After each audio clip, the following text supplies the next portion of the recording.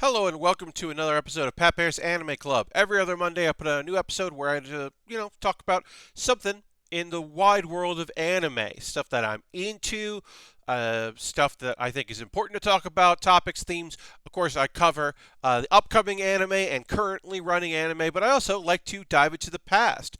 And so this episode, we are going to be talking about my favorite anime of the 80s. Now, I should clarify that I didn't watch any of these shows in the 80s. I was born in 1980, and I don't think as an 8-year-old I was watching any anime. So this is all stuff that I saw in the 90s, but is from the 80s, originally created in the 80s. And at least was available in fan subs in the early 90s, or it was on television, or, VHS home video in the early 90s. But this is stuff all from the 80s. Now, I should say some of these are very obvious. The big hitters, the things you know about. I haven't done the big deep dive rabbit hole of classic 80s like cult classics, I should say, not regular classics, cult classics. I haven't done the work to find those old shows that no one's heard of because they'd have to be subbed by somebody. And now it's a business. Now subtitling and dubbing is money. There's money involved in it, and you get subs of stuff that very few people watch because it's part of a catalog. And we're slowly getting some of the 2000s stuff returning and some of the stuff from the 90s returning. But the 80s is still kind of like, well, who knows if anyone has the masters, and who knows if anyone has the rights to it. So there's a lot of stuff that's missing in our history. So I don't think I'm going to blow your mind with any of these. Maybe my sixth choice, my last choice that I'm going to be talking about in no particular order, maybe that one is one you haven't thought of or something you haven't watched. But I think most of these you're going to be like, yeah, no duh, Pat, that's a classic. So be warned. And in the comments below, you can tell me what are your favorite anime of the 80s. And if you'd like, you could also include ideas for future Pat Bear's Anime Club videos, because I would love to hear from you about things that you're excited about that you would like to see me cover in the future. So you can leave a comment below about that. That would be great. But right now, let's start talking about my favorite anime of the 80s, and we'll start with a no-brainer. It's Akira. Look, if you haven't seen Akira, I would like you to see Akira. I think it holds up beautifully. I think the HD remasters of it have been gorgeous. What can I say about it? It's I saw it on a copied from a copy VHS, like a fourth generation VHS tape that somebody's brother had, and I saw it probably too young. This might be actually the only anime I saw in the 80s.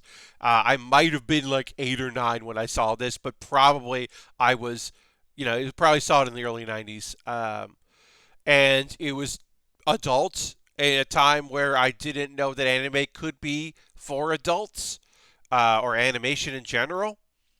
And it's beautiful, and the music holds up remarkably. I think it's just vibrant and awesome.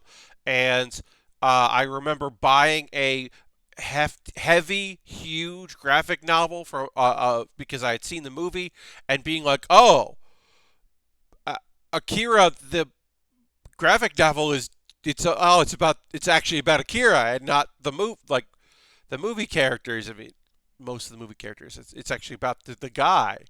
Oh, and that's dark and great as well. So, Akira, please, if you haven't seen Akira, please see Akira. I would like you to.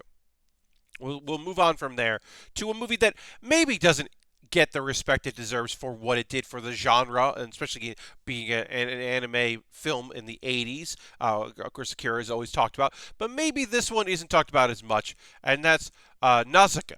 Nausicaa of the Valley of the Wind. Now, I definitely saw this as the very poorly dubbed version that was released in the United States. I have to look up the name of it because I forget. I have it in my notes here. Yes, Warriors of the Wind. I saw the very bad dub of this, and it was still really good. But then years later, I saw a fan sub of the original, and then after that, it was re-released in its original with subtitles, and I've seen it since. This is so, it's Miyazaki. It's the same. A lot of the people that would go on to be part of Ghibli, and would be well known and regarded for their work in Ghibli. But this is predates that, but it's still part of a lot of the collections, so it you can count it as part of the canon. Um, I believe in some retrospectives and some like collections it's still included, even if it doesn't have the name there. Um, it is an incredibly moving, fast-paced, not fast-paced, post-apocalyptic film. Um, uh, Beautiful, so awesome, and just like as a young person watching it felt like it really piqued my imagination. And knowing that that was it, it was just this movie for as far as I knew, that there was nothing else I could discover about this world. Uh, Really was just like, oh, I wish there was a TV show. Because I think it's just so great. And yeah, another one, easy to recommend. Nausicaa of the Valley of the Wind. Uh, you know, hey, at that point, I was also not tired of conflicts between rival kingdoms. I'm a little tired of that now. Wasn't tired of that then. Dragon Ball. Bump, bump, bump, bump. Bump, bump, bump. Oh man, Dragon Ball. Okay, so this is a show. This is the first time. This is my first show where I watched this and went, "This is anime." Like I knew this was anime. Watching the first 13 episodes dubbed, and then eventually Dragon Ball Z came out dubbed, but Dragon Ball came out dubbed. This is the first show that I was just like, "This is Japanese." Because like I said, I probably watched Voltron. I didn't even realize that there was like the upper left, upper right corner of this has a watermark, and I didn't even notice that. Whatever. I don't know anything about Fondo's 7.net. I can't. Please don't go there. I don't know anything about it. It's kind of.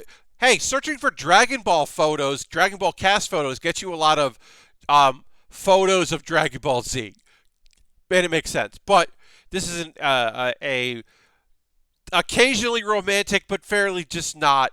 Uh, Wacky screwball adventure series that I fell in love with. This was the first show that I was like, I have to find these. I'm finding fan subs where the commercials are left in, and you get to hear the Japanese dub over the cornflakes commercials because they're just included, and you're like trying to get the next tape in order. And well, this is a different fan sub group, so actually I need a different number. I have to know the episode numbers because the fan sub group here is, they're numbering their tapes differently, and so that dish says 17. What does that mean? What episode's on? Like, having to do the work because I wanted to watch all of Dragon Ball. And 100%, if you see Bulma on screen with, Master Roshi, it's going to be a bad time.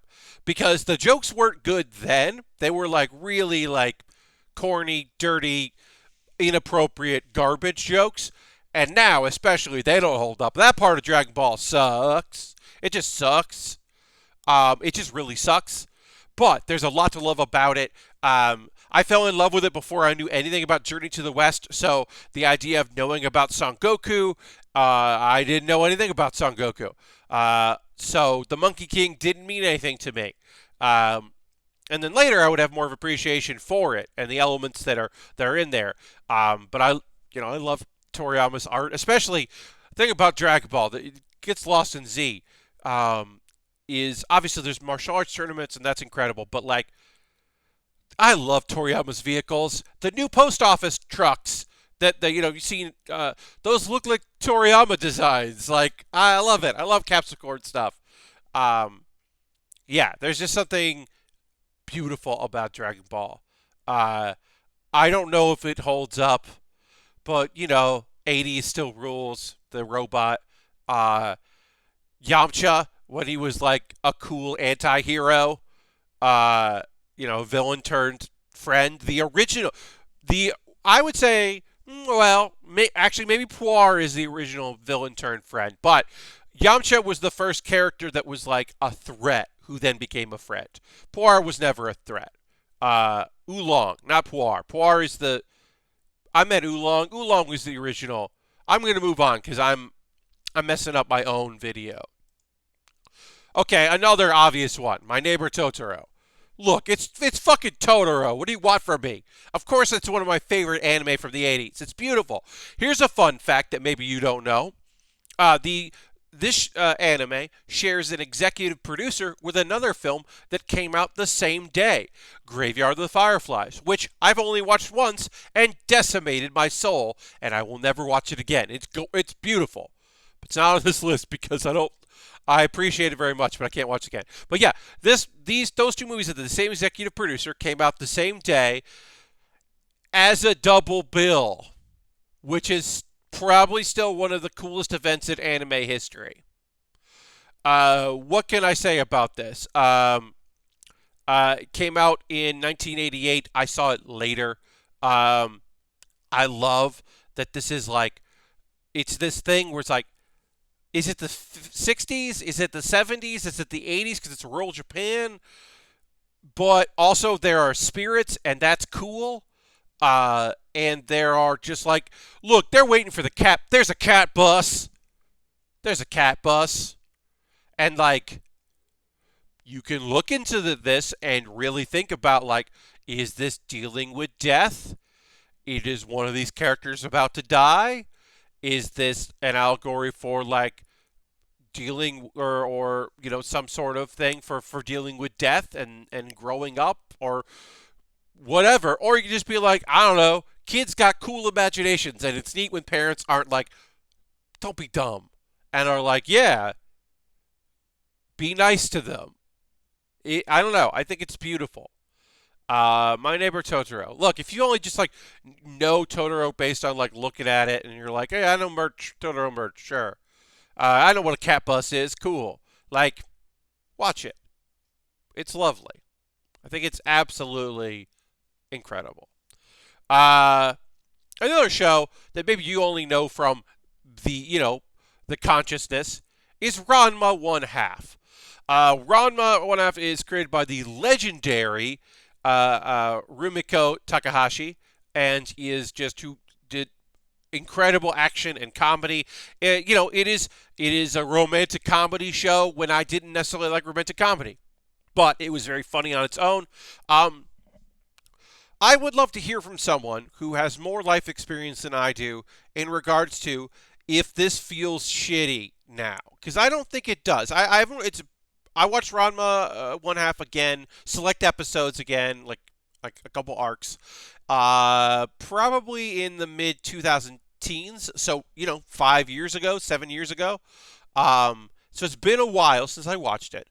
It didn't feel shitty to me, but also I'm a cis white male, so I can't speak to the gender conversations happening in and around it. Ranma's dislike of the curse, is it becoming a lady, or is it the whole hot water thing? Is it just like, this is annoying? And also, there's a guy after me who sucks. Like, that's really annoying. That like there's a guy who's into the lady half, but doesn't know anything about me other than, and is really, really into me, and that's annoying. But like Akane, Ranma, Shampoo, I would say probably Shampoo is might be a bummer now looking back. A portrayal of a Chinese person, that could be a fucking bummer, probably. Also, there's a Panda Man, and I like that. I don't know. There's a lot to like about the show. There's the grandpa isn't great. Yeah, but it's messy. But I think it's very fun. And I think that the high school, the romance, the action, it all blends really well together, and I think is really well done. And now, as promised, my last show that I'm going to recommend is a 6-episode OVA. And maybe you wouldn't think I would recommend this. You might think I'm going to put a Gundam in here. And I talk a lot about Gundam on this channel, in this series, so no Gundam in this one. But I am going to talk about Gunbuster. That's right, Gunbuster, which in Japan was called Aim for the Top, which is kind of a play on some sort of tennis anime. But look, this is Gainax, early Gainax. It's the future director of Evangelion. It's the Gunbuster fucking rules. It's a cool robot. You got cool robots in space battles and cool ladies. And have I watched it since I watched it in the 90s? No. Does it hold up? I have no idea. But Gunbuster fucking rules. And Gunbuster for me always felt like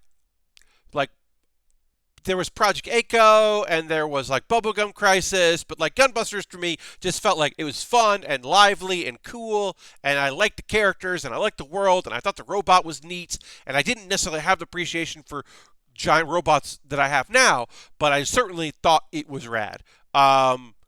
And like I said, this is late '80s. This is a 6 episode OVA. I definitely watched this fan subbed.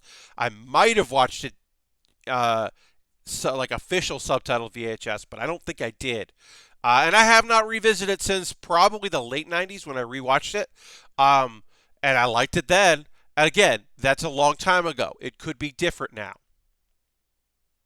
But let me ask you this in the comments below: what are your favorite shows from the '80s? What would you like to see me do in the future, Pat Baer's Anime Club? And this is the point where I say, hey, please hit the like button, hit a comment. Those are free ways that you can support what I do. Hit the subscribe button. That's a great way to support what I do here. And hitting the like and commenting and subscribing means that I'll show up in the algorithm more, and more people get to check this stuff out, which is what I like the most. And if you would like to benefit me in a way that costs you money, I now have memberships. You can hit the join button now, and you can become a member and join the Bear Cave. You get a cool little badge for when you post, so I know that you're a member. I'll know that anyway. You get there's some benefits, and there's a little video explaining it. But that's a thing you could do if you wanted to. You don't have to. But thanks so much for watching this. I love being able to talk about anime. I love that you stuck around. I appreciate that very much. I will see you on the next Pat Bear's Anime Club with 2 weeks, and I don't know what it's going to be about. Eventually, I know that soon I will have to do my wrap-up of this season, but I don't know when that's going to be. So I'll talk to you soon. Bye-bye.